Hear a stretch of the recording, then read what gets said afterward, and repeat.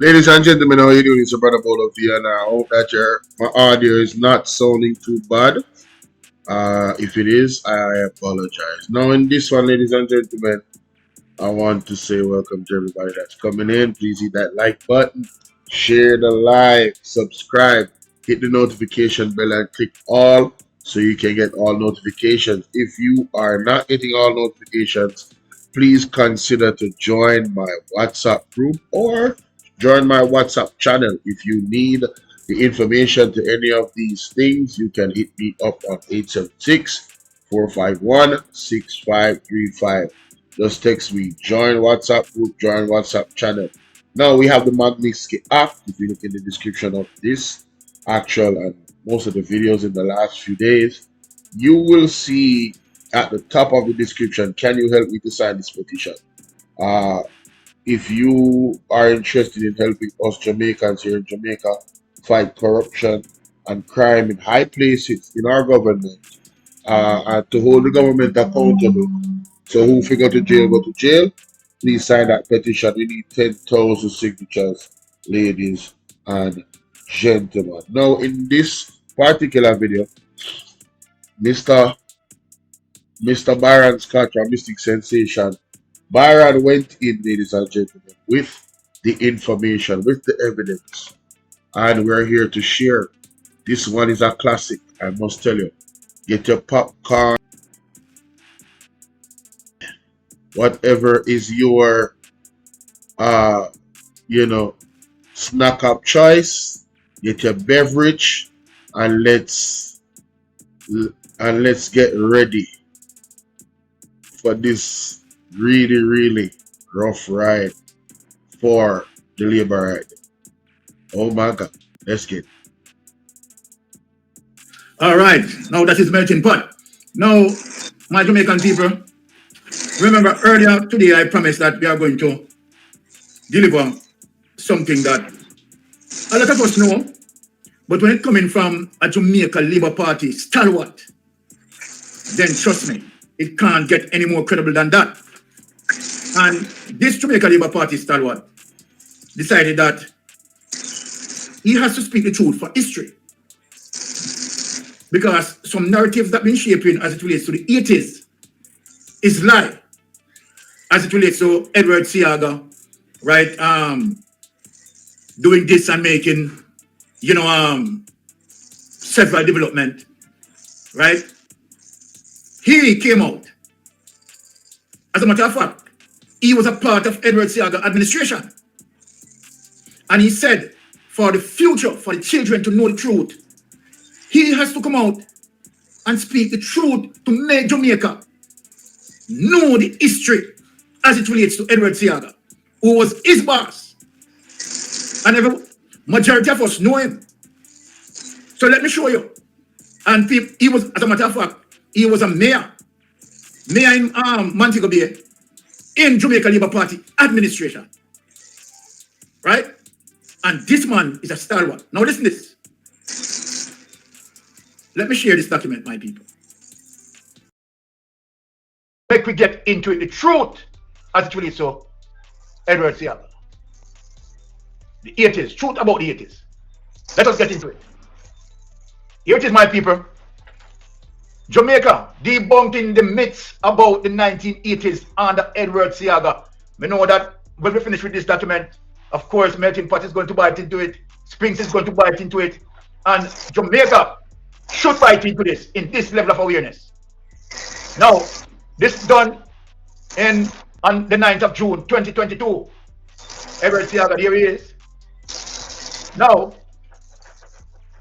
Jamaica debunking the myths about the 1980s under Edward Seaga. Jamaica's economic management has taken a turn in fairly recent times and is returning to the very scenario that we have long passed in the 1980s. With all its compelling lessons. I want to lose 20 kilos for wedding. Do you know your fasting time? No. How can you lose? Pains and unprecedented pressures on our citizens. For the benefit of our young people. You know what I say, people? Listen to this. Tune in. I want Jamaica to tune in into this. For the benefit of our young people, And those who have forgotten that period, I will do a brief revisit so that there is greater clarity about what happened under Prime Minister Edward Seaga and Jamaica Labour Party. Now, the person who I'm talking, properly known, here is him, Sherman Scott. Sherman Scott has been with the Jamaica Labour Party for more than 23 years. So we are not talking about any, look at Yankee Funky guy. We are talking about Sherman Scott. Sherman Scott, the stalwart as it relates to Jamaica Labour Party administration. This man coming out to tell Jamaica the truth. Now, for the benefit of our young people and those who have forgotten that period, I will do a brief review so that there is greater clarity about what happened under Prime Minister Edward Seaga and the Jamaican Labour Party. I want Cliff Hughes, Marlon Morgan, right? All of them, listen to this. This article is not a Get Eddie Seaga exercise, but a continuation of my attempt to purge our social, cultural, economic, and political history of lies, half-truths, omissions, and embellishments, and the general dishonesty so commonplace in the reportage and recording of this history. Jamaica, I want people to listen to this. This is Sherman Scott. In short, too much of our history, oral or written, simply lacks integrity, and the political period of the 1980s is no exception. I feel quite justified in writing about the facts of the period reference as I recall and saw it. I do so dispassionately and objectively. I was the first mayor of the city of Montego Bay, JP councillor for 13 consecutive years for the Rosal division in the parish of St. James. This is Sherman Scott. I was also regional supervisor for Western Jamaican Auto for the Bustamante Industrial Trade Union and that union spokesman and tourism.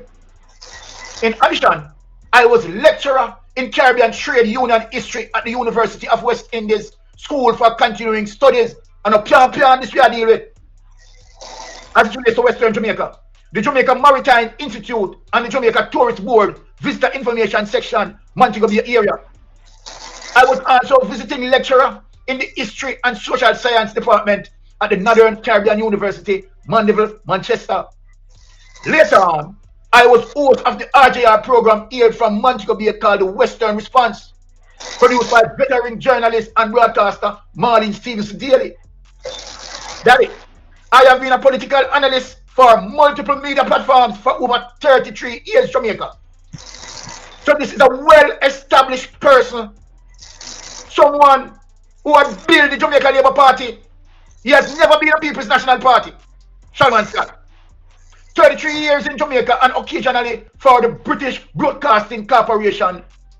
So we are talking about a stalwart, a man of brilliance, a man who has been there, done that. But he has seen where the truthful of the history have been misrepresented, distorted, right? Disinformation and misinformation as it relates to Andrew Holness and his administration, the lie that they told. Now, I have also been a retired businessman in tourism since 2006. All this to most humbly make the point that I was and have indeed been in the thick of things from back then, and that I have always loved my country and its people who have done so much for me, even as I make my small contribution to it. And so I am continually grateful. That is why I write particularly for succeeding generations, including my own dear grandchildren. What I have been hearing about this period of the 1980s and the impression that the narrative conveys is not only a steep stretching of the truth of what transpired, but the misleading of the young people in particular is of concern to me, and therefore I am compelled to act. What a man! What a man, which that his moral compass is so tall in talking the truth, speaking the truth to Jamaican people. Eddie Seaga's total political life did not begin and end with this period of the 1980s. Look at going on the history, people. While that period is the focus of this article, overall, there are some positives to Seaga's political life, which have been amply recorded in many places, including works such as the production of books by him. Considered by some to be a bright man, Seaga's played no small role in the institutional building of this nation, and I admire him for not being a politician who sought to feather his political nest financially as far as it appears. I'm wanting to listen to people. So the man I give Edward Seaga him kudos, but the man is also talking the truth. This is Sherman Scott, never been a PNP, never been a PNP, right? Now, some people trust him to keep their dollar, but he also was far from being a saint, and that side of his personality, political activities and utterances continue to make some people feel uncomfortable, and his tit for tat policy made others cringe. Now, to now hear all the nonsense being peddled about the period of the 1980s just won't cut it, and I will not allow the purveyors of the rubbish to have filed here uninterpreted. He's not going to allow that. And taking more than a current advantage of those who have forgotten, like many of those young generation who are jumping around for JLP. Totally lost. Many people lost the history. So Sherman Scott now is bringing them up to par. Those who were too young to recall, and those who were born after this period. This article is dedicated to them, especially as my contribution to their clarity relative to our political history in particular. It is not intended to be an anti-Seaga article, but historical facts about a specific time in our political journey as a nation. This period within the context of the history of the international economy was called the second guided period. I want people to listen to this. The first guided period was known as the Great Depression of the 1929. The second guided period manifests itself in the form of an international debt crisis with a universal political response of structural adjustment in the form of reconfiguration of the economies of less developed and underdeveloped economies, particularly the response from the World Bank, the International Monetary Fund, and the Paris Club was debt rescheduling, restructuring, and debt forgiveness. The finance minister of Mexico in 1982 announced that Mexico would unilaterally reschedule its debt in the first flagging of the enormity of the crisis. The two high price shocks of the previous decade, coupled with the program of economic destabilization. Can anybody guess what this stuff is and what I'm going to use it for? This is mullein that I picked out of my garden. Listen, people, which incorporated the flight of capital and massive closure of businesses and loss of jobs, created monumental damage to the tune of some 30% loss of GDP of the Jamaica economy. By 1976, the BOJ ran out of reserves, reflecting a negative balance which lasted for the next 20 years, ending in 1996. Right? This is the hand that Seaga was dealt, and which he enthusiastically shuffled the deck as the paramount local political agent of the process of destabilization. Let me read back that over. I want people to get it. This is the hand that Seaga was dealt, and which he enthusiastically shuffled the deck as the paramount local political agent of the process of destabilization. Any claim, therefore, that the 1980s was a period of progress is one of aggravated dishonesty. Externally, there were serious tensions in the world. These including the Iranian Revolution of 1979, the Iraq-Iran War of 1980-88, the continuing conflict and tension associated with the Arab-Israeli War in the previous decade, which precipitated contortions and distortions and the reconfiguration of the structure of the Jamaican economy in the 1980s. Now listen, people. Seaga lost control and became more of a reactive functionary rather than a proactive and transformational leader. He responded to the challenges of the crisis with abrasiveness, insults, and threats against the Jamaican people. Let me read back that over here. Want to see shot this man is coming from, Talking the truth, this man is scraping everything.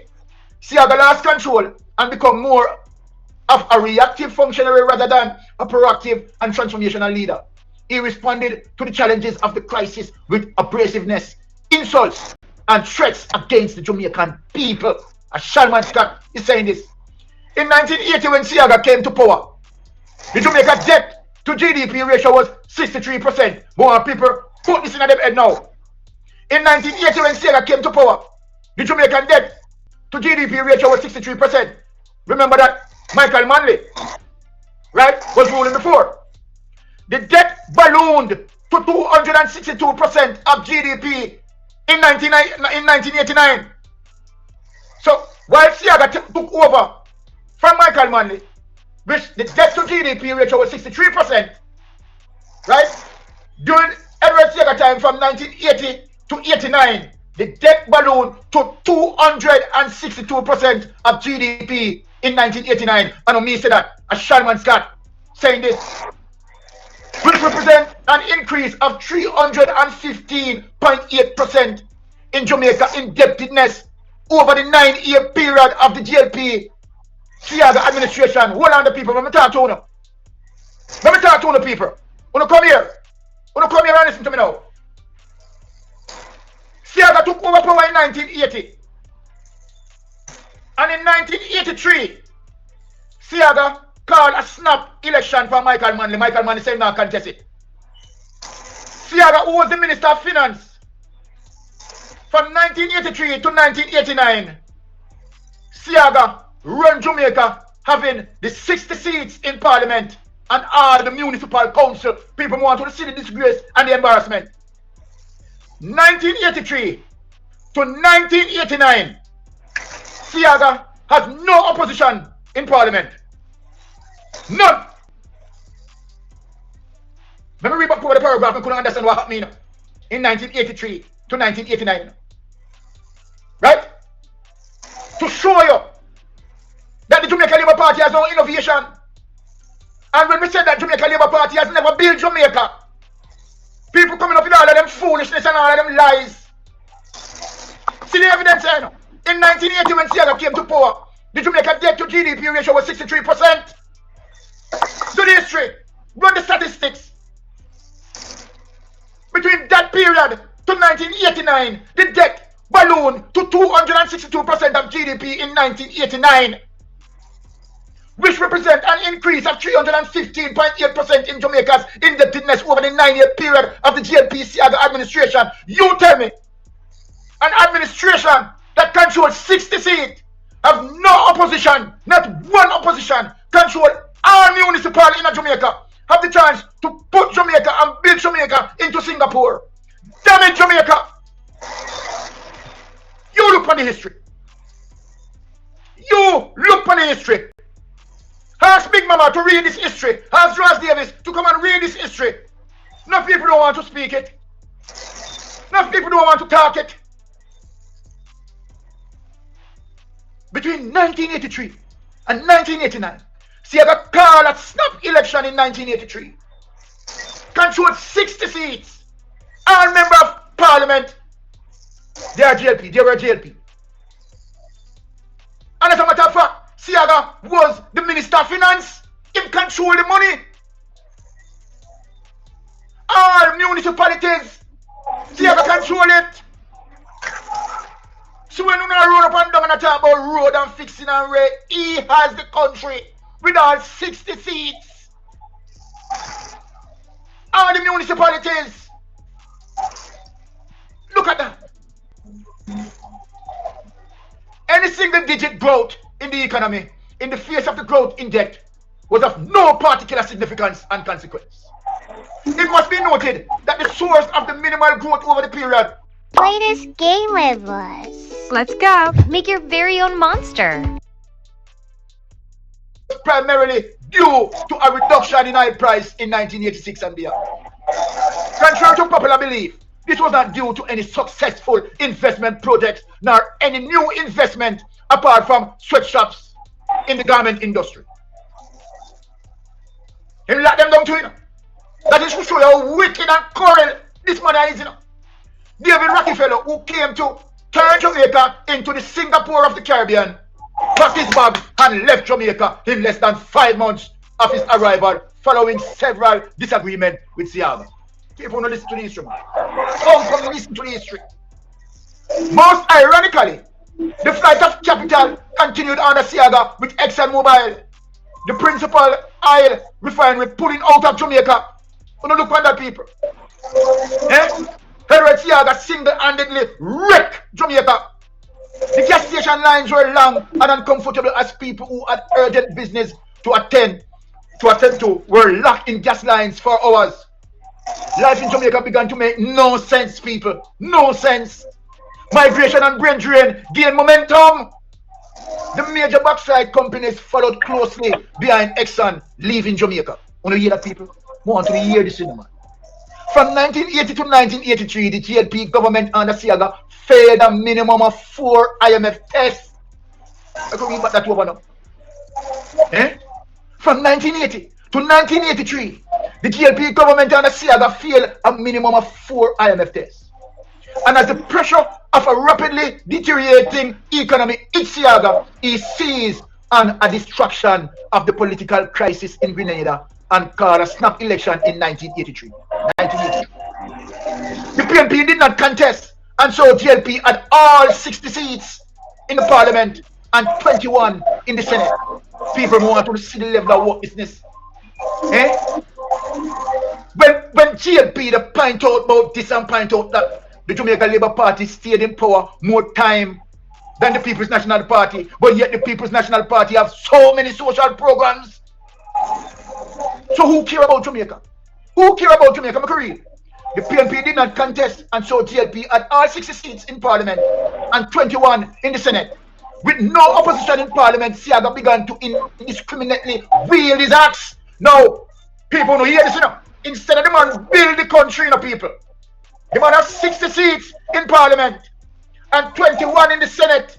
Have as much power. Nobody now stop him. Nobody now oppose him. He could have passed any policy that he wanted to pass. He has the country to build the country. With no opposition in Parliament, Seaga began indiscriminately wield his axe.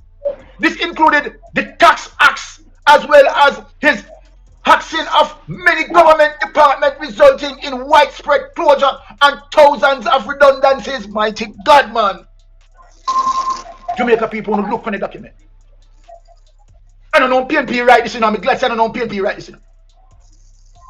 And him own stalwart, him mayor, a man of university caliber, man who within academia, well researched, well studies. You hear what the man say? Instead of Edward Seaga having 60 seats in Parliament and 21 in Senate, what did he do? With no opposition in Parliament, Seaga began to indiscriminately wield his axe. This including the tax axe as well as axing of many government departments, resulting in widespread closures and thousands of redundancies. They never want me to find the document, time. I'm going to the archive and dig it up in the people. 18,000 public sector workers lost their jobs. See the people, see the evidence there. We not tell no lie upon them, you know. I run out upon them tonight. I preach the gospel tonight. 18,000 public sector workers lost their jobs. He dismantled the structure of local government system, leaving the parish council with the singular responsibility of managing markets and cemeteries, bereaved of funds. The only duty left for mayors to perform without authority of the Ministry of Local Government was that of approving the exhuming of dead bodies. Mighty God. Come and say you, brother. And we are warn people about Holness. When we warn people about JLP, Jamaica Labour Party government. We are here in social media warning the people. Now, look at this. The KCSE was abolished.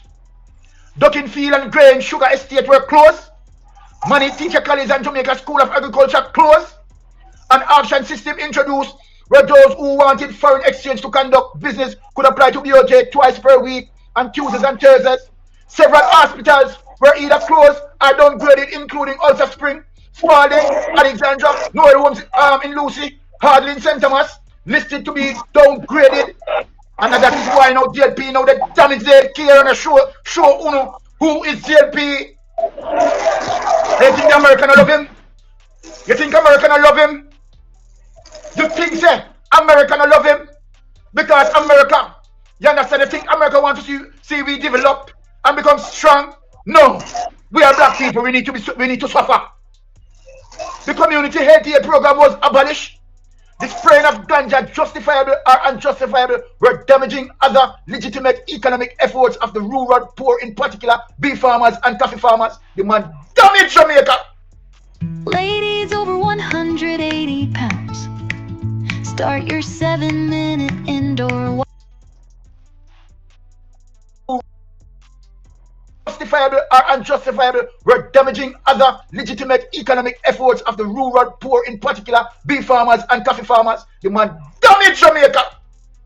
Things got so bad at BOJ that in 1985 on Seaga, a load of crude oil arrived to be offloaded at the Montego Bay terminal, but the captain refused to unload the oil until he received payment from JP government. Mighty God of Daniel. Hart, as a Minister of Tourism and Energy during that time, had to quickly gather up with the help of the police US dollars donations from private businessmen in Mobile to pay for the crude. No, that is embarrassing. I'm sorry. I didn't want to stop it, but yo, that sounds very familiar. Excuse me. That sounds very familiar. Man, they decide to, yo, I go pay me first. I know you're the government, but I don't trust you. There was an argument. There was rumors about why the hospitals in Jamaica is lacking equipment where gloves and stuff are concerned. It was rumored that there was companies that they got, those equipment from, that they bought it from, wasn't getting paid for years and they locked off supply. Is this the same thing happening right here, ladies and gentlemen? Is this a blueprint of how the Jamaica Labour Party operates? Very interesting. Very interesting indeed. Let's continue.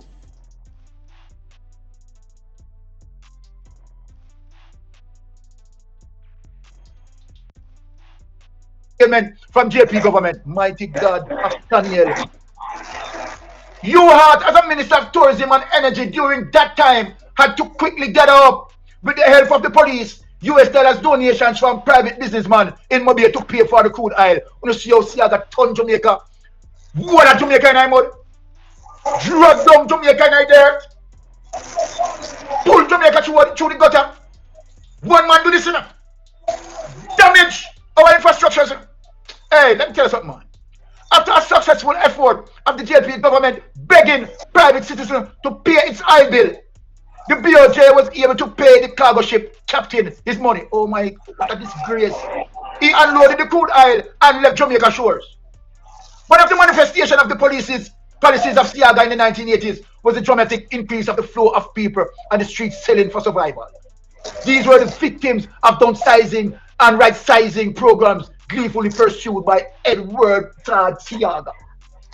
The misery index rose exponentially, and in 1989 election, Seaga and JLP lost 45 out of the 60 parliamentary seats, and 4 years later, JLP lost 7 more in the elections after 1993. So Jamaica now understand the reason why PJ Patterson was staying in power for 18 years and why Jamaica Labour Party was in the wilderness.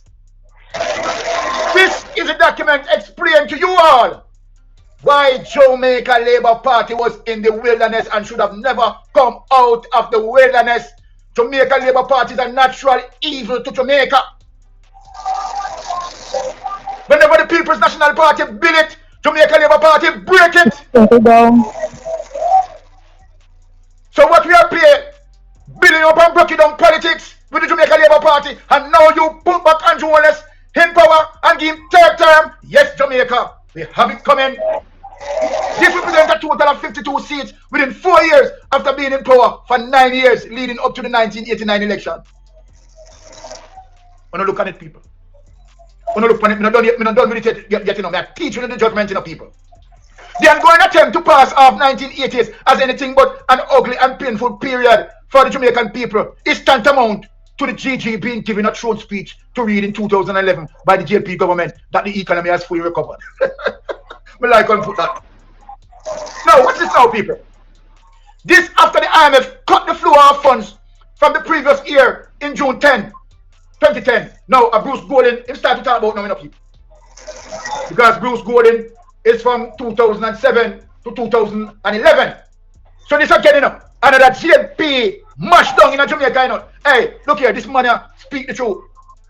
This after the IMF cut the flow of funds from the previous year in June 2010. So then cut the funds in 2009 to Jamaica. And the national debt in 2011 was growing by an average of over $10 billion per month. Andrew Holness not talk about that. Andrew Holness not talk about that. Andrew Holness not talk about the destruction that Bruce Gordon left. Remember when PJ Patterson handed over the country to Bruce Gordon? We were debt free. We paid up IMF. We were debt free. Let me read about this. This after the IMF cut the flow of funds from previous year in June 2010 to Jamaica. And the national debt in 2011 was growing by an average over $10 billion per month. Andrew Holness not talk about that. You don't talk about that. But the criminal you are want to even steal Portia Simpson progress. Because you're just a natural thief. You're a natural criminal. Now, this propaganda is taking advantage of the young and educated but indolent section of the population that are frequently and fluently repeating the foolishness. Time has passed, and even the present political practitioners need to be refreshed. That's why I refresh them. As they are only human, equally important, the people need to be refreshed cerebrally. For hearing lies, the importance of staying the course for what can happen is real, for it has happened before. If many people are told the extent to which things can get bad and shown dramatically the painful pathways we have already walked, particularly at the hands of the JLP and Seaga, I believe more will believe, and that is what Andrew Holness is doing with his campaign of lies, deceit, criminality, and corruption. And I take this away. Stop sharing and go to the panel. Yeah, man, I'm telling you something, man. But that's why I said big salute to Mystic Sensation. People, you see the article, it's an article we have to slowly go over in our live stream because, me speed it up and thing, Yeah, man, me speed up the article and there's so many things that I learned in this campaign from the PNP.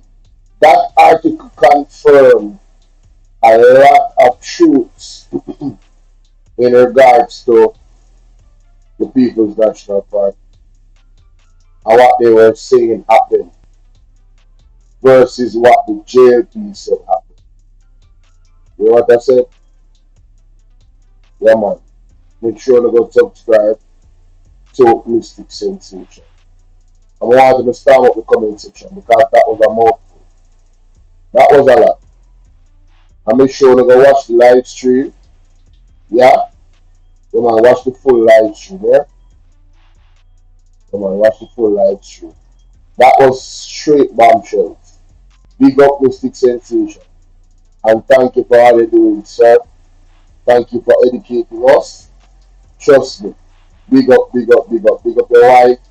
Big up Pinks. Big up Mr. Alonso. Big up the whole Titans. Yeah, man. Big up, man. The word is love, man. Oh, my God. Wow.